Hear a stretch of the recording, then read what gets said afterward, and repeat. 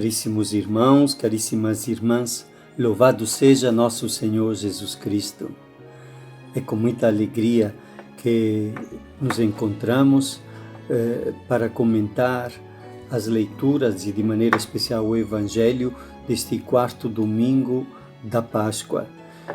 Neste quarto domingo da Páscoa, o Evangelho de São João, no capítulo 10, tem a famosa frase que todos nós conhecemos de cor: eu vim para que tenham vida e a tenham em abundância.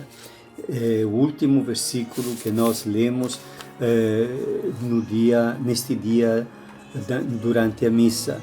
Mas o trecho do Evangelho começa falando de Jesus como o bom pastor, que conhece as suas ovelhas e que chama cada uma pelo nome e que quer conduzi-las para fora do redil, onde está como que segura, porém quase que aprisionada.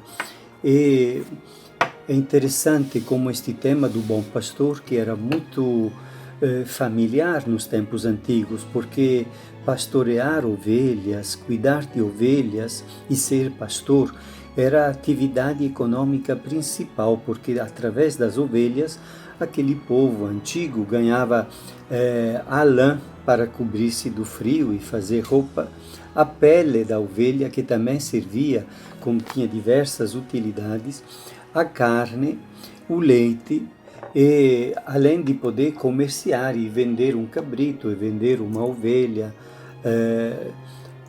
que pudesse ser mãe, etc. E então, quando Jesus falava do bom pastor, todo mundo entendia a imagem e sabia que o bom pastor era aquele que cuidava da ovelha desgarrada e correndo atrás dela, ou a ovelha que machucasse uma perna e então a carregava nos ombros.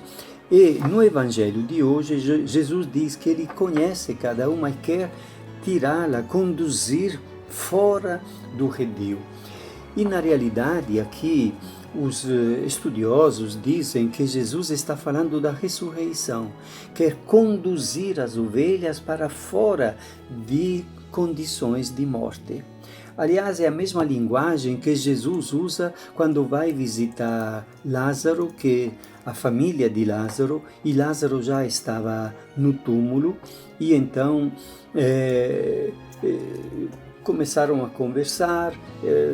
A irmã de Lázaro, Marta, e Maria estava ali, e Jesus, e finalmente foram até o túmulo onde Lázaro estava sepultado, e Jesus disse: Lázaro, vem para fora, e conduziu fora do túmulo a Lázaro. E então a mesma linguagem é utilizada para dizer que ele quer conduzir para fora do aprisco as ovelhas, para conduzir aonde? Até as pastagens. Mas o que nós podemos entender? Conduzir fora de um ambiente, quem sabe, de vida superficial, de horizonte mesquinho, em que cada um pensa somente no seu próprio interesse imediato e ignora as outras pessoas e as maltrata com facilidade, ou então ignora um grande ideal de nobreza para dedicar todas as suas qualidades humanas, os talentos que Deus lhe deu para construir algo de bonito, de significativo, de importante na vida. Ou então quer conduzi-las para fora deste ambiente de morte, onde a pessoa às vezes é dominada pelo vício da comida para vencer, quem sabe, a ansiedade da solidão, ou onde a pessoa pode ser dominada por outros vícios, da bebida, de assistir programas que não prestam na televisão, ou mesmo que prestam, que não sejam lá muito ruins, mas que roubam 7 horas por dia ou 10 horas por dia, que são subtraídas às outras atividades mais importantes.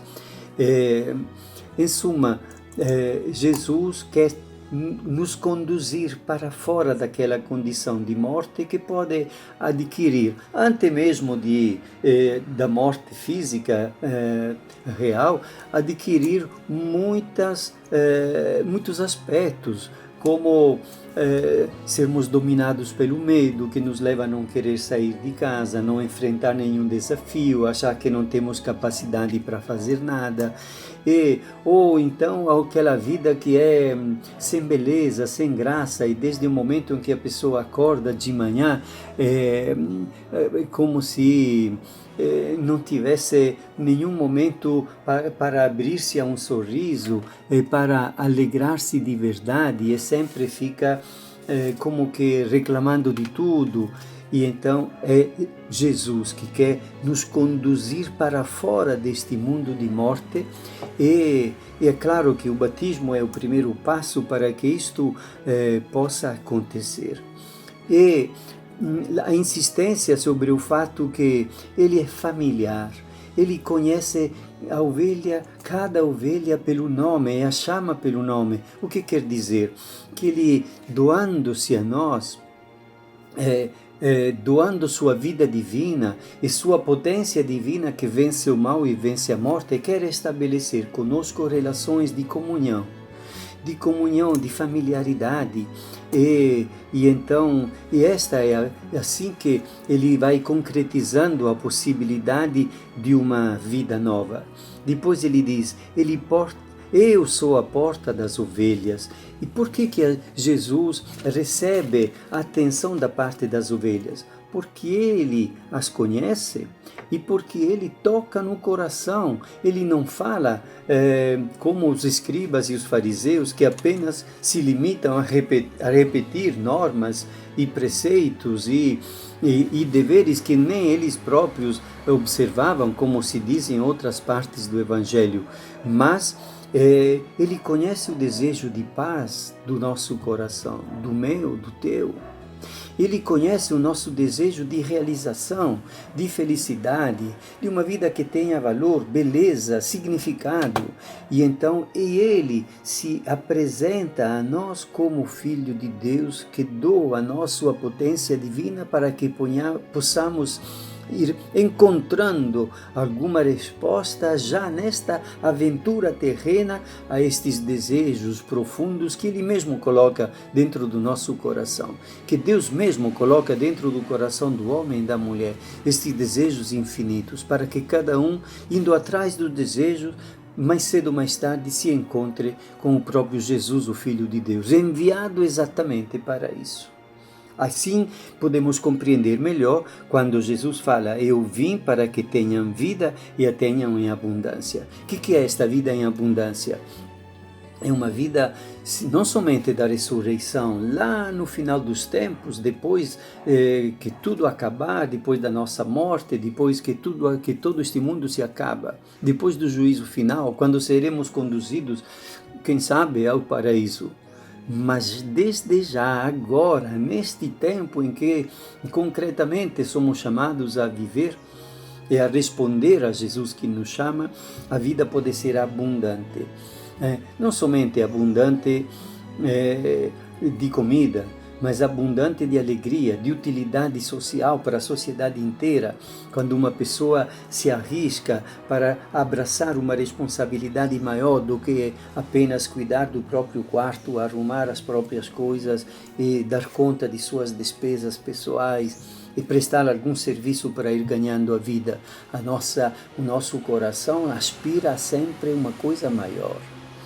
A uma vida que tenha esta grandeza que nós podemos. Qual é a grandeza maior? Quando nós construímos algo que é de Deus.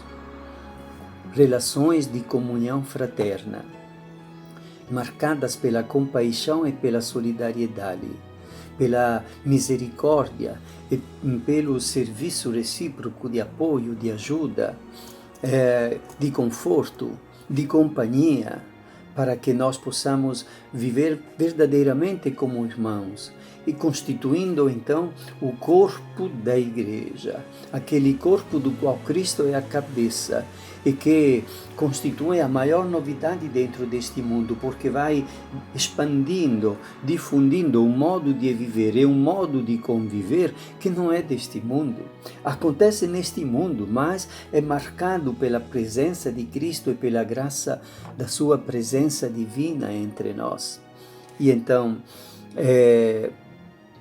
eu gostaria que neste domingo todos pudéssemos refletir sobre este Jesus que, como um bom pastor, alguém que ama a cada um de nós, quer nos tomar pela mão e nos conduzir para fora do aprisco, para um horizonte maior, para uma vida maior, para uma beleza maior.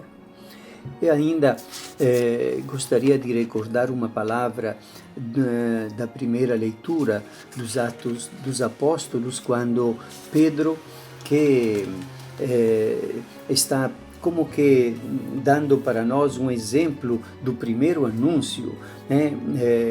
Pedro que fala ao povo dizendo: Deus constituiu o Senhor e Cristo a este Jesus que vós crucificastes.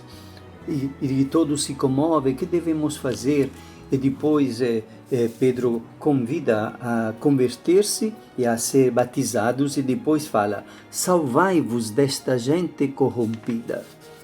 Falando dos povos daquela época que eram violentos, que pensavam somente no próprio interesse ou do próprio grupo e que não tinham a menor capacidade de conviver de uma maneira positiva para que cada um pudesse contribuir para a construção de algo que é comum a todos, de uma vida civilizada, socialmente positiva, bonita.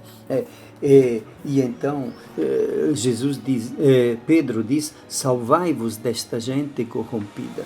Quem sabe nos dias de hoje ele nos diria algo parecido, neste sentido, corrompida não somente no sentido de querer aproveitar do dinheiro que não lhe pertence, mas corrompida no sentido de que não tem mais, parece que não cultiva mais aquele desejo de grandeza, de dignidade, de viver com significado, vive como gente resignada, que se contenta com pouco e tendo um prato cheio e uma cerveja gelada já basta, o resto não importa, deixe que os outros resolvam isso, etc.